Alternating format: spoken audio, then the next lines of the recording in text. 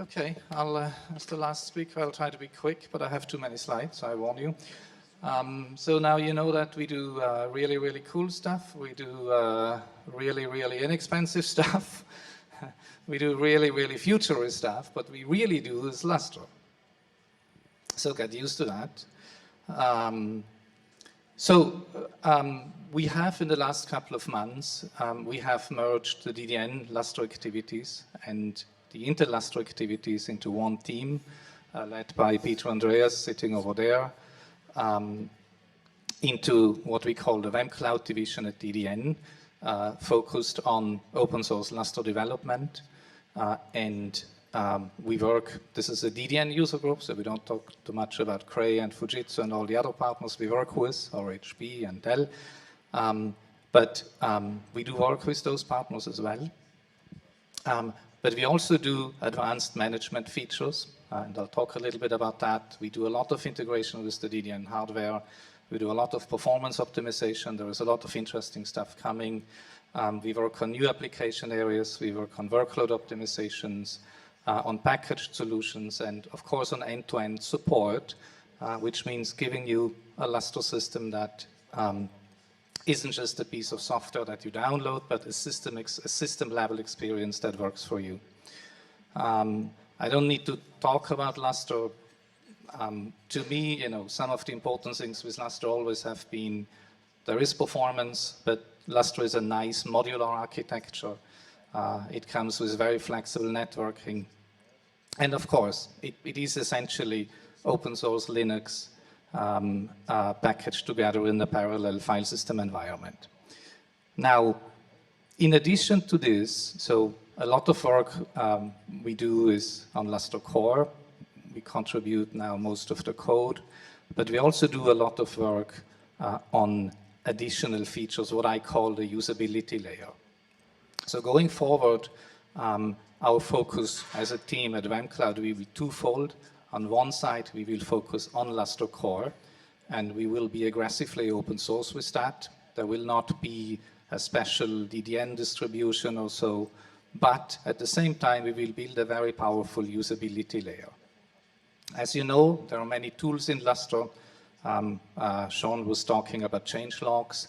In order to, not changelogs, about job stats. In order to make use of job stats, you need really advanced monitoring tools.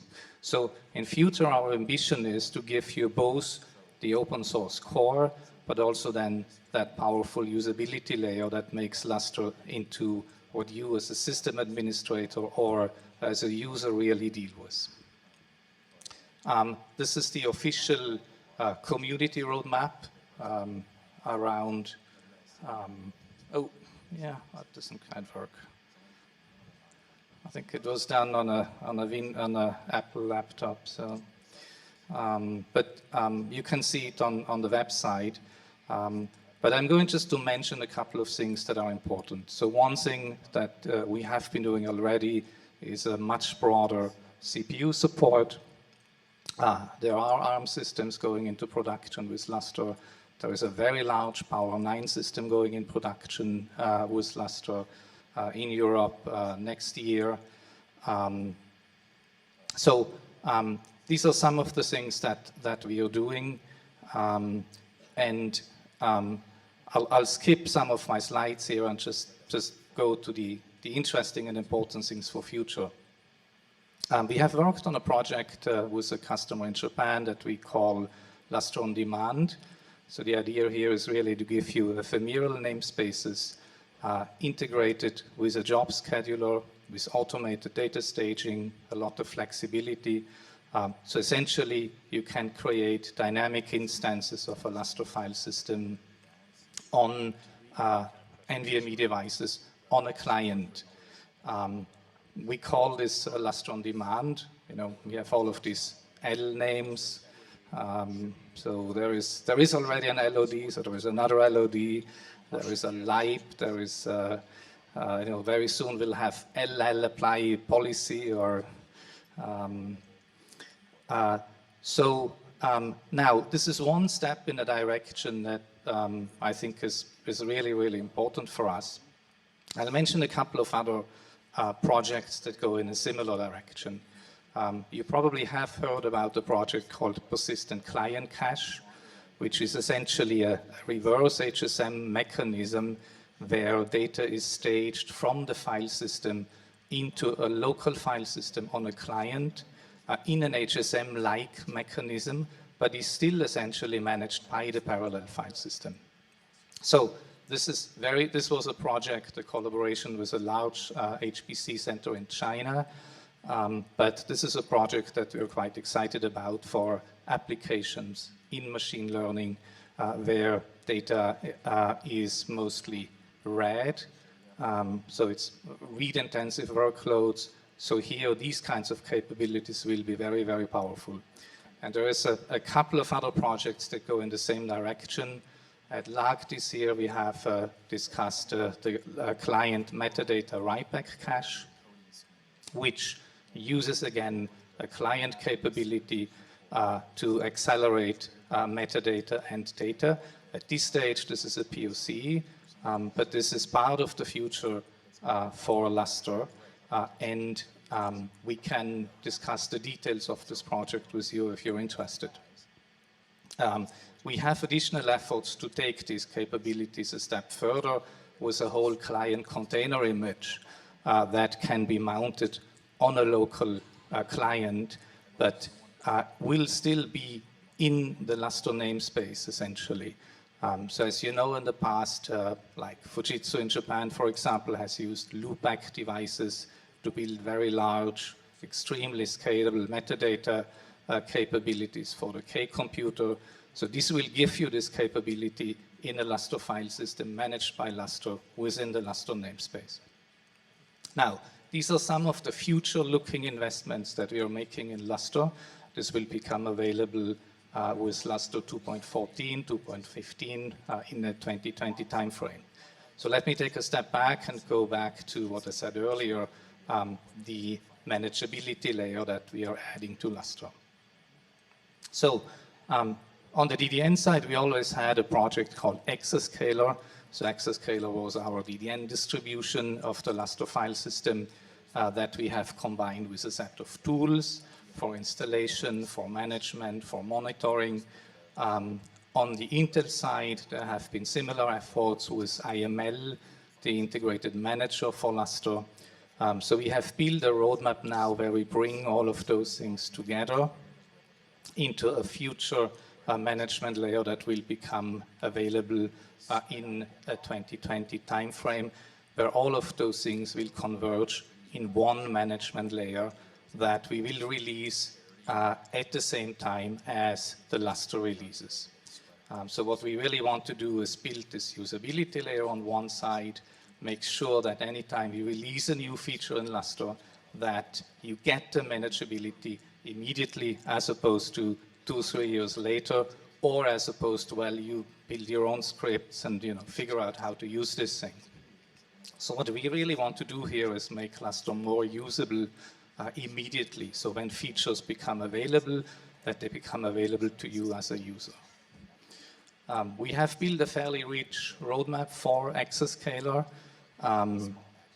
So the DDN version of that, and again, there's a lot of details in here that we can share with you.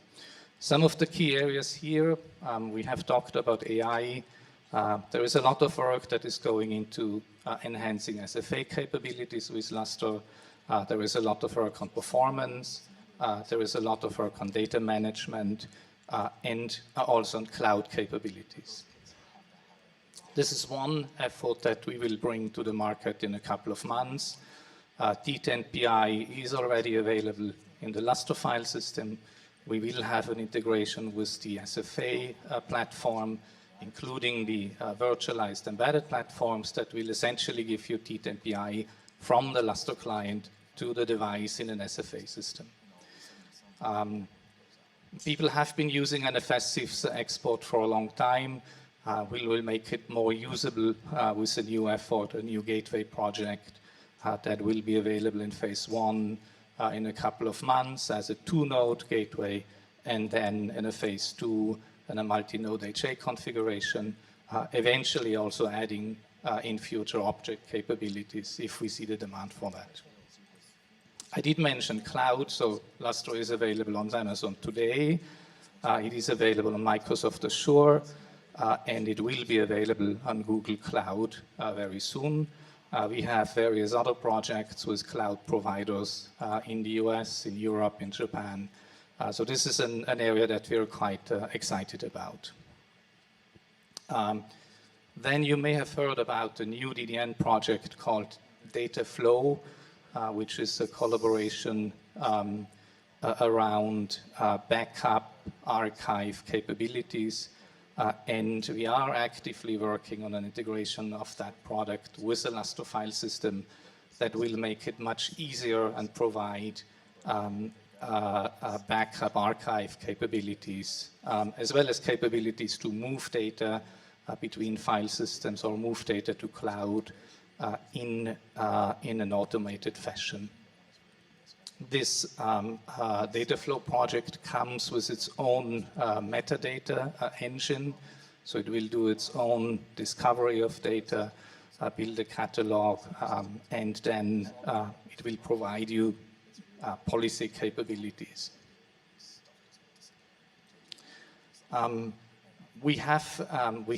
Sean talked a little bit about monitoring.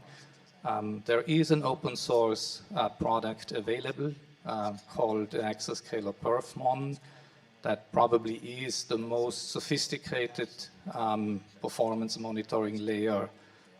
It is an InfluxDB with Grafana, but it is a project that has been in the works for about 5 years now. The largest user is a user with 350 OSS servers. And it gives you the capability to literally monitor about everything that you want to monitor in a Lustre file system. We also have a more productized version that is more scalable, doesn't use InfluxDB, but a more scalable layer called DDN Insight that is available for DDN today. It will also be available for Lustre customers independent of a DDN installation, but this is essentially the productized version of the open source version that I just mentioned. Finally, IML has gone a long way. There is IML version 5.0 coming out very soon, and it has become a quite powerful tool, not just for monitoring, but also for management.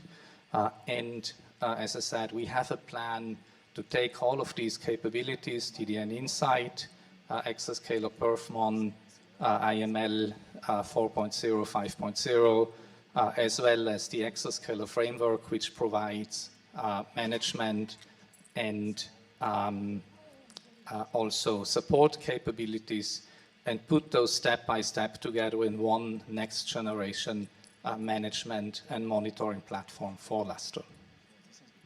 So finally, since this is a DDN user group, I do need to talk a little bit about DDN products and performance. You all have heard about the SFA 18K. We have performance data already for Lustre, and they look quite interesting. This is block performance in an ES18K system. So we see up to about 60 gigabytes per second peak performance from 400 drives, give or take the same for reads and writes. And the really interesting thing is that we can get almost the same performance at the file system. So the peak performance in writes, these are relatively large writes, is around 60 gigabytes per second in a 400 drive system, and the peak performance in reads is fairly similar. So since we're DDN, I need to compare ourselves with our competition. So this is about 150% more spindle efficient than an ESS system. This is maximum peak performance numbers. We talked a lot about the AI 200, 400. So this is essentially a Lustre file system in a box. So it's a system with 2 to 4 virtual machines. We use today a fairly sophisticated standardized virtualization stack with VirtIO The system comes, with various things in that 2U box. So here is some performance numbers that I'm quite excited about. These are fairly recent numbers that did require quite a bit of engineering. So you can see that the green, the AI 200 and the AI 400 are different in the number of virtual machines we use and the number of processors we use. So the AI 400 uses 4 processors, the AI 200 uses 2 processors. So from a speed perspective, it's 2 OSSs versus 4 OSSs. The 4K random read IOPS we can extract from these systems is about 400,000 IOPS per OSS or per processor. So that's a total of almost 1.6 million 4K random read IOPS in a 2U form factor from a parallel file system. The same parallel file system will also give you about 40 to 50 gigabytes per second of throughput. Again, if I compare ourselves with our competition, this is about 340% of what a similar ESS system is able to provide. Finally, you are familiar of the IO 500. We have no relationship to the IO 500. We just hired some of the people. So the IO 500 had an interesting challenge this year, which was a 10-node client challenge. And I just wanted to show you what we have been able to do with that. So this is a 10-node SFA 14K system. So it's not a new system. The metadata system is a 7700. That's a 6-year-old platform. And we can reach a bandwidth score of about 6. And we can reach an IOPS, which is really a metadata score of about 160,000, which puts us in the existing list that I think will be renewed tomorrow, just at the same size at DKRC, which is a massively larger system. The point I want to make here is if you build a Lustre file system correctly, you can get really extreme high metadata performance. And as you know, the IO 500 measures metadata both for the hard and the easy case, and Lustre does reasonably well on both cases. With that, just a brief note on future Lustre events. There is a small BOF at SC tomorrow. There is the Lustre User Group in May in Houston.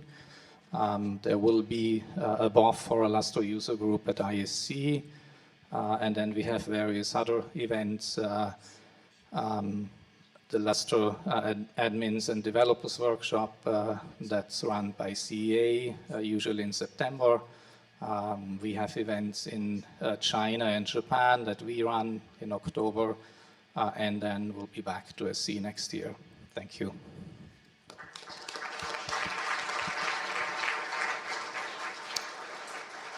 Any questions for Robert before we wrap up here today? Yeah.